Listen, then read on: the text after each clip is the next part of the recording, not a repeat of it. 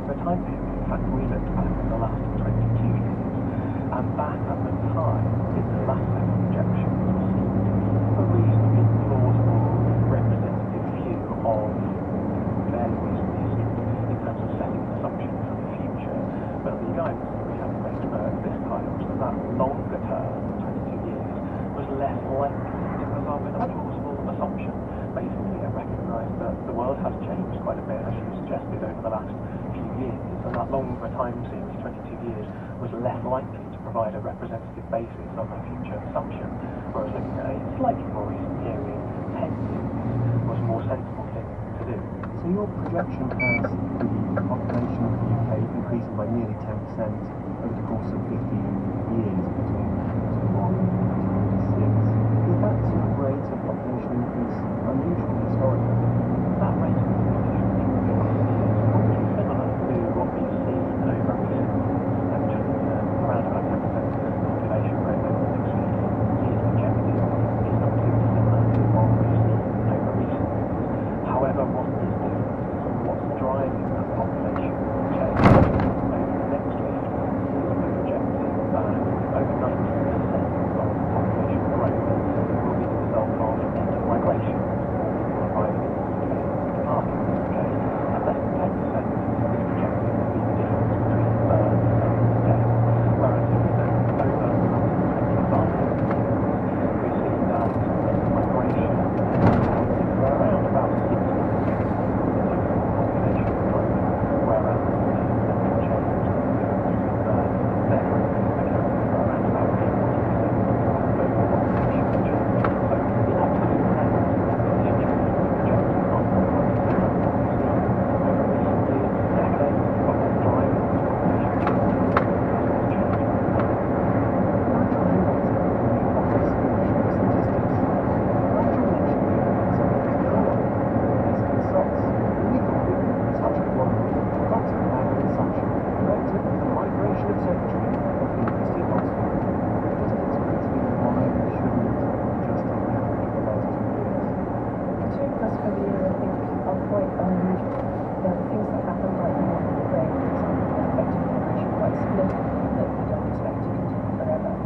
There was also a really big increase in the number of international students coming to the UK, and that pushed up the figures in the short run. That said, you know that you can think of scenarios in which we do continue to have pretty high levels of net migration, particularly if the UK continues to import a very large number of care workers, which is one of the big contributors that we've seen to net migration over the last year or so. Would they have done better with something more sophisticated, or maybe asking an expert such as yourself to produce something more sophisticated? I actually have attempted to produce something more sophisticated, effectively looking at what we know about immigration over the last few years, and then saying, okay, assume that you hold those levels constant. And actually, surprisingly, the estimates that I've made come out at roughly the same place as where the Office of National Statistics is, despite the fact that I was factoring in all sorts of estimates of how many each took off route and how many of them would stay, whereas ONS was just doing something very simple. Could we log on you back as well? How is this projection of about 300,000 or even more than 300,000 comparing to the last 30 or 40 years? Well, if you go back a long way, if you go back to the 1960s and most of the 1970s, actually net migration to the UK was negative.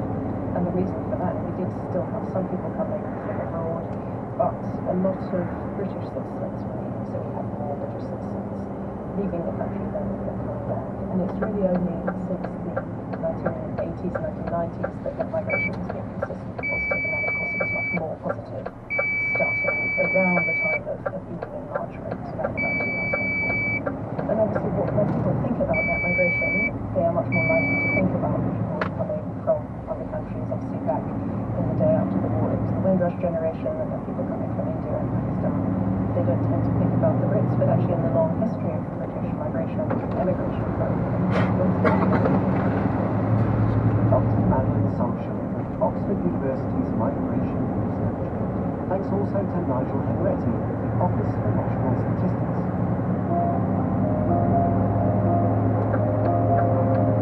As you know, on the show, we love to try to keep you, our loyal listeners, happy.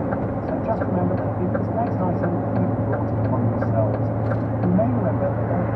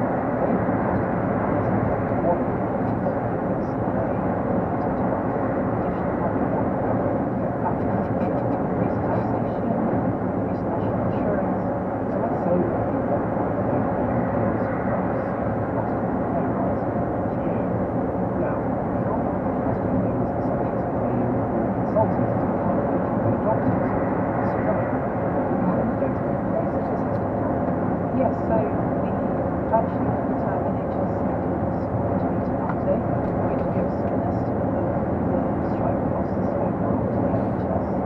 So the latest board meeting reported that between April of last year and January of this year, the cost of ongoing industrial action was estimated to be £500. Back to carry on the corner here. So the NHS basically based the number on the cost of carrying forward staff strikes in general.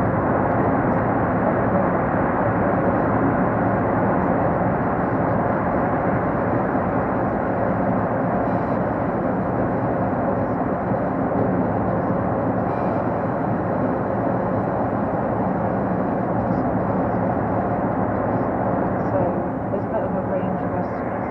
We also don't know the relative cost of private schools. It's particularly expensive to ask consultants to come and do their doctors. We don't really know.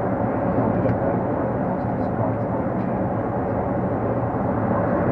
Strikes during the busy winter period cost more. You see a bit of consumption of costs. So our estimate for the cost of junior doctor strikes to date is roughly around 1.1 to 1.2.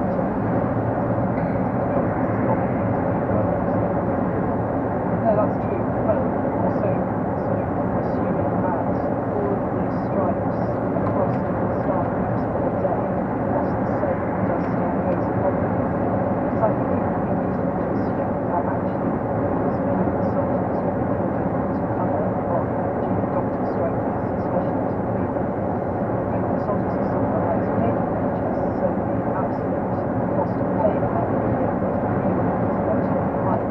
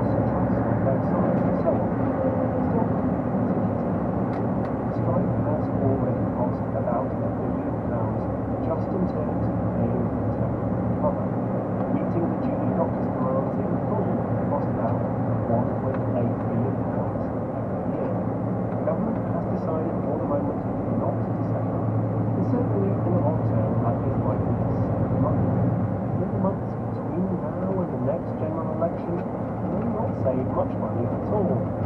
Maybe what Sir Humphrey Appleby used to describe as a complete decision. It's never pleasant to hear one lady or share attack another. That comes between the shipping forecast and Plymouth Tower. And let's do our best to get the shocking scenes and the loose ends trying to gain fashion in our time live on air. That's it. Which forms of the menu. We can't afford the gardener's question time, because apparently having vegetables in the garden is trashing the planet by increasing greenhouse gas emissions. Much better to buy them in the soup. Now I know that this must be true, because I read it in the Telegraph. Carbon footprint of homegrown food 5 times greater than those grown conventionally. Loyal listener Dawn Kay runs a greenhouse community on Facebook. She told us that the article has caused some consternation and debate as we are all trying to do our bit to be environmentally friendly. Gosh, debate is okay, but we definitely draw the line at consternation. So where did the Telegraph get this idea? From scientists, it turns out. The Telegraph article was based on recently published research. I wanted to go straight to the source, Jason Hawes from the University of Michigan. He was the lead researcher on the research paper in question, and he agreed to explain what's going on. Can it really be the case that it's 5 times worse for climate change to grow carrots in your garden than buy them from the supermarket? In short, yes. The longer version is a bit more nuanced. So we studied the carbon footprint of urban agriculture, specifically studying 55 allotment groups in the United States and Europe, and we found that they had a carbon footprint about 5 times higher than conventional on average? Just explain to me how this can possibly be true. When I think of industrial agriculture, I think, okay, machinery, you've got tractors, full of fuel, maybe combine harvesters, fertilizer, that's an energy intensive process producing fertilizer, then you're harvesting these things, and then you're having to drive them around, and stored in warehouses, then to get to the supermarket, and then to go to your house. So both in terms of the production and transport, you can see clear sources of carbon emissions. I'm growing carrots in my back garden. I can walk out there, I put some seeds in the garden, and wait, when I get the carrots, pull them off, and walk back into my kitchen and wash the carrots off. I would have thought that absolutely that the carbon footprint of that is basically zero, maybe negative. Are the carrots putting carbon out the atmosphere? So what am I missing in that broad brush account of what's going on? Yeah, so the short answer is that the major difference on average is economies of scale. In general, most folks who are growing food are not just planting it right in the ground, right? So they're building things like raised beds, they're building things like garden sheds, they're building pathways between these different species. And that infrastructure is actually what we find adds up quite quickly, basically as a result of the economies of scale. So if you think of a giant combine harvester that is in a typical rural farm field, that takes a lot of carbon investment to make that, right? However, it is growing a lot of food every year for many years before it is kind of recycled over into the next one. On the other hand, you're not growing quite as much food per unit area or per unit investment in raised bed. And so that's where the difference comes out. Yeah, so I'm only growing a few kilos of carrots, right? So even if I am only just walking out into my back garden, I've got a trowel, maybe I've got a spade, they're steel, they took energy to make, I've got maybe some bricks or concrete paving stones, I've built the raised bed, I've got a nice garden shed, and all of this stuff is actually responsible for what is in fact a tiny amount of carrots, and that's what's doing that. Right, yes, everything you just said is correct, and it's a bit counterintuitive that you know. So there it is. Homegrown veg is bad for the planet, only because you just had to go and buy that nice new shed. Don't down towels just yet, because despite the high average, Jason's research also found some good news. So we found that 25% of lobby gardens were carbon competitive with conventional agriculture. Amazingly, given the efficiency of farming at an industrial scale, a quarter of allotmenteers went toe-to-toe with industrial agriculture in this study, and this allowed the researchers to produce some tips if you want to do low-carbon gardening. The ones are obvious. No new shed. Recycle stuff for your paths and raised beds. And it's great if you can replace food that travels by plane. Most food doesn't, but some treats, such as asparagus, sometimes do. There's also scope for some creative carbon accountancy.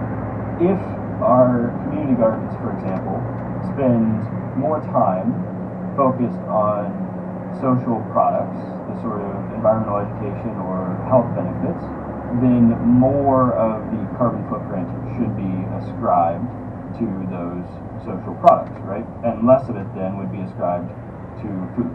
So if you think of your garden or allotment as an activity that makes you happy and keeps you fit, maybe you should view the turnips as a bonus. They may not be the most carbon efficient turnips in the world, but as part of a wholesome community building life, they're fine. And almost any hobby would have a carbon cost. Anyway, this is all a little academic, because the quantities of carbon dioxide we're talking about here are trivial. Yes, this is a relatively minor impact on climate change overall.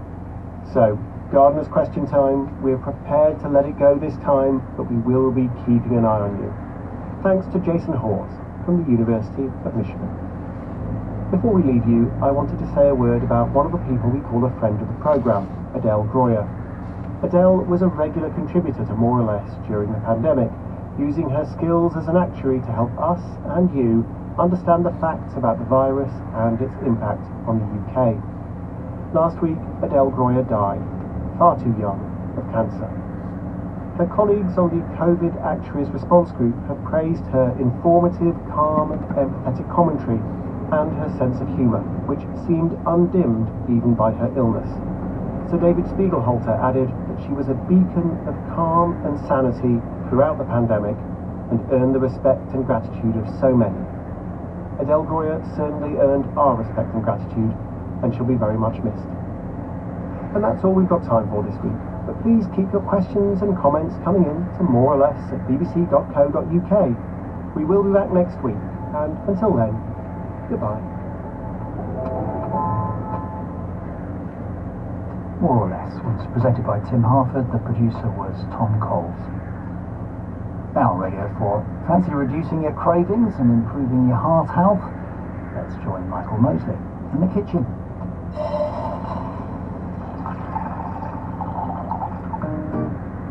We would all like some quick and simple ways to improve our health, but we're inundated with often conflicting advice. So, if you're going to try just one thing to improve your mental and physical well-being, what should it be? Maybe some green tea to boost your brain power, or doing a plank to lower your blood pressure.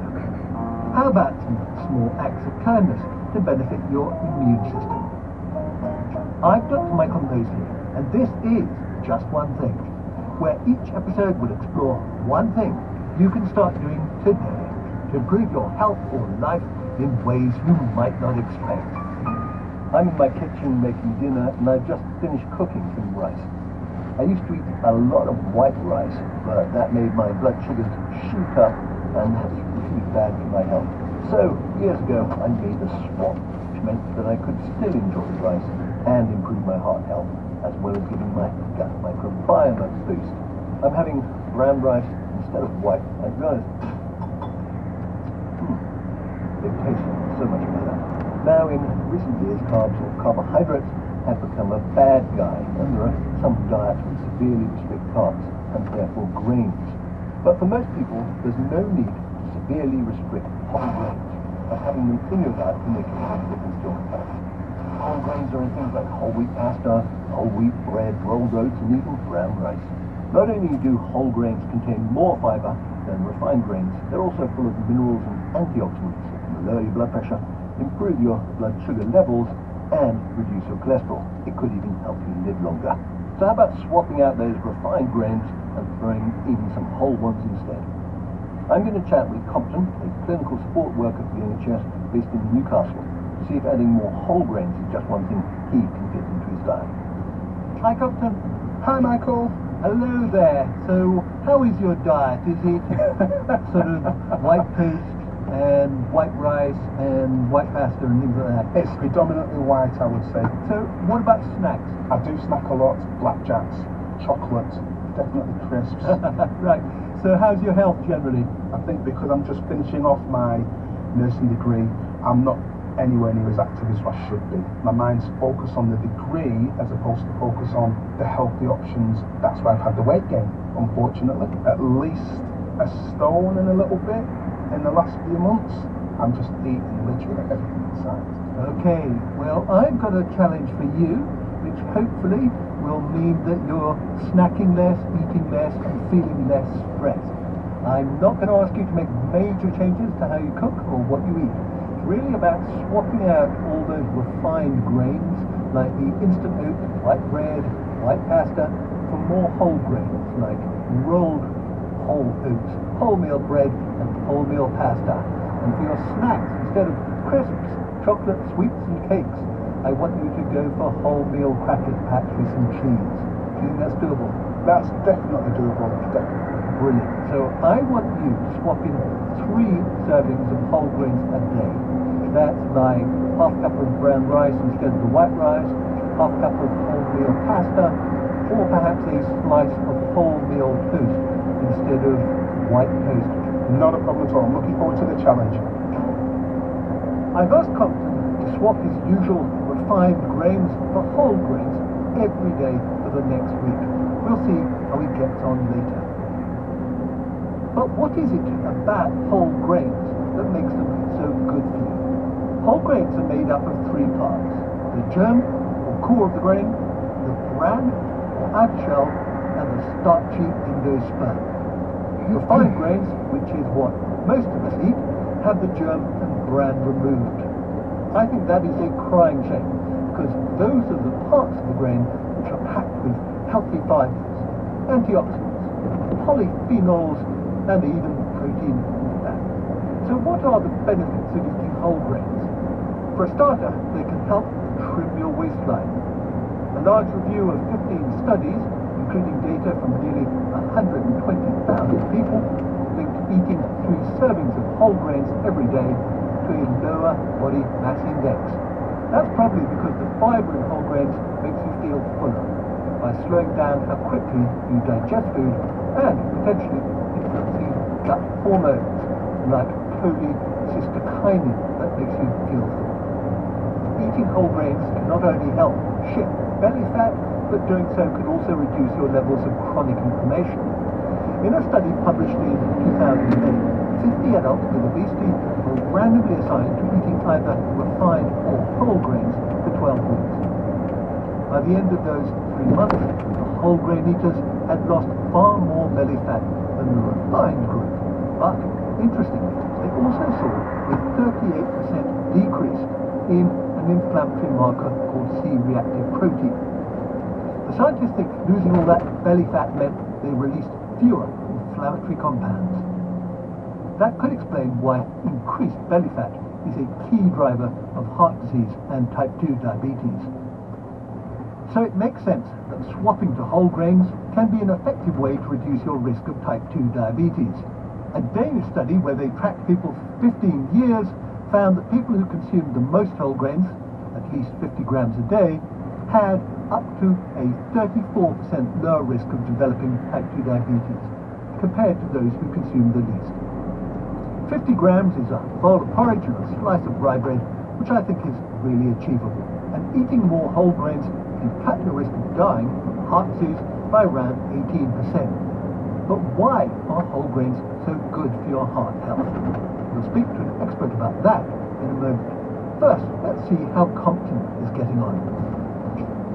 After purchasing all the whole grains that I could muster, whole grain bread, whole grain rice and noodles, I'm having oats for breakfast, a whole grain sandwich for lunch, and either rice or whole grain noodles for tea. And I'm feeling quite good now, to be honest. I think the sweet cravings have subsided. I'm slightly fuller for longer periods as well. I think the only downside is the time it takes to cook the rice and the noodles, but it's not too bad. I've also lost a couple of pounds, which is good. I'm pleased about that, and I'm feeling motivated, and I plan on continuing the challenge for the rest of the week. It sounds like Compton is enjoying swapping in whole grains. We'll find out later if he's managed to stick with it. But now let's speak to Dr. Kelly Sawicki, a nutrition epidemiologist from Harvard Medical School in the US. She's recently done a study looking at the heart health benefits of whole grains. Hello there, Kelly. Hi, how are you? Now, I know you did a study specifically looking at heart health and whole grains. Can you tell me about that? Yeah, so we looked at data from a large cohort which had over 3,000 people who were followed up for over 18 years. We wanted to look at people who are consuming more or less whole grains as part of their normal diet and see what effects that might have on measures of things like waist circumference, blood pressure, blood sugar, all these indicators of heart health. When we looked at people who were consuming the most whole grain compared to those who were consuming the least amount of whole grain, which was no whole grain or less than half a serving, people who were consuming more whole grain saw less increase in their blood pressure and blood sugar. They saw less increase in their waist circumference. It was about half an inch difference, which might seem very small, but over time that adds up. What I like about this is you're not asking people to give up carbs or anything like that. You're simply asking them to switch. What is it about the whole grains that the refined carbs don't have? Whole grains differ from refined grains in that they have a lot more fiber primarily, and also a whole bunch of other nutrients that are removed during the refining process when we get refined grains. So whole grains are higher in all kinds of things, fiber and important nutrients and even antioxidants and polyphenols. Now, what is it about the fiber? I'm assuming it's the fact that it's feeding the microbiome, the good bacteria in your gut. Fiber can have a couple of different effects. Primarily, it can have satiating effects. So it can make you feel full, right? Because it kind of absorbs some water and gets a little bigger in your stomach, and it also moves through your digestive system more slowly. And this can make us feel fuller a little bit longer over time. And then eventually the fiber does make its way down to our gut microbiota. And what is it in whole grains that you think is helping control your blood sugar levels? A big part of that is also due to the fiber and that slow digestion. Essentially, with more fiber, it takes a little bit longer for our bodies to digest the whole grain, and therefore we're absorbing the glucose and the sugar from these grains a little bit more slowly. So you have lower increases in the blood sugar. Are any whole grains better than others? I would say no, but I think it's great to get a variety of different whole grains, because different whole grains do have different things in them. They have different types of fiber, they may have different levels of certain nutrients. So trying to get a mix is always good.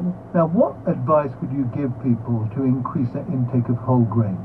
The easiest thing is to, whatever refined grains you're eating, switch them out for a whole grain version. Instead of white bread, switch it out for a whole grain bread. Or instead of, refined pasta, whole grain pasta. Or maybe switching your breakfast cereal for whole oats.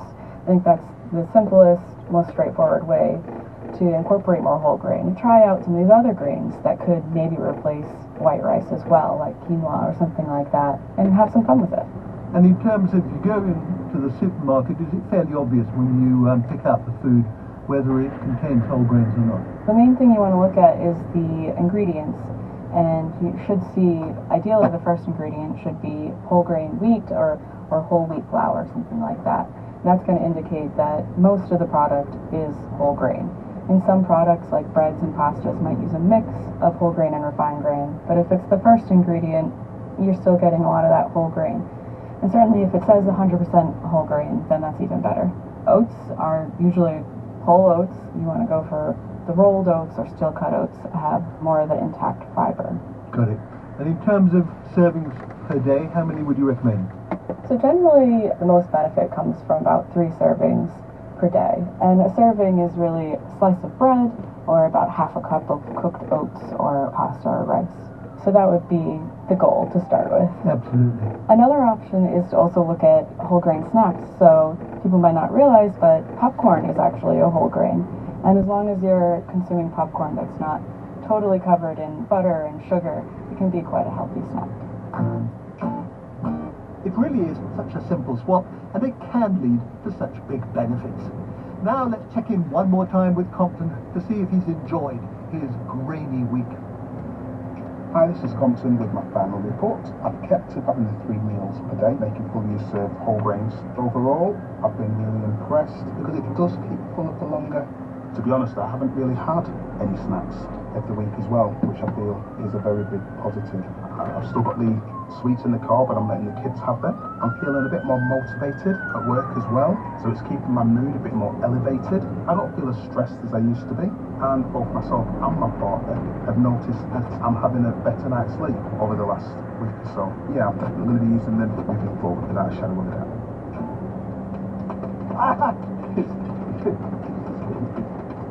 I'm delighted to hear the Compton has become a whole grain convert, and I'm trying a whole grain I've never actually cooked before, and that, as you might gather, is popcorn. Now, I used to eat it when I went to the cinema covered in sugar, but this is the first time I've tried to make it myself. Okay, that's done. Add a bit of salt, and you get it. Quite crunchy, I'd say. You can almost taste that fiber going down and doing good. And I guess that's what makes popcorn such a great snack. If you want to find out more, check out our Snack Smartly episode on BBC Sounds. Now, I am definitely sticking to my whole grain diet, so why don't you give it a go as well? Leave me your waistline, right? Thank you for it. That's it. It's just one thing you can do now, which really could benefit your body and life. If you want to get more of the series, why not subscribe on BBC Sounds? And next week at the same time, I'll be talking about more of this. Boost your brain, reduce your cravings, and all you have to do is get bed. So not tonight from that, we'll tune in next week at the same time. Endlessly scrolling through reviews of the latest wonder products, wondering if they need the marketing hype. My partner and I are debating on whether the more money we spend on plant-based creams, the better they are for your skin. Join me, Greg Fern, as I arm you with the knowledge you need to peel away the layers of marketing nonsense and decide if these products are actually any good. They help unblock pores and reduce oil production, and they change pigment as well. The new series of Sliced Bread I mean, you have me at miracle. We don't rely on miracles, we rely on science. on Radio 4 and BBC Sounds starts tomorrow lunchtime at 12:30. Sliced bread to milk now on Radio 4. We continue our book of the week, Food for Life. And today, Professor Tim Spector considers the controversial place of milk in our diets and asks if all dairy products are created equal. The reader is John Lightbody.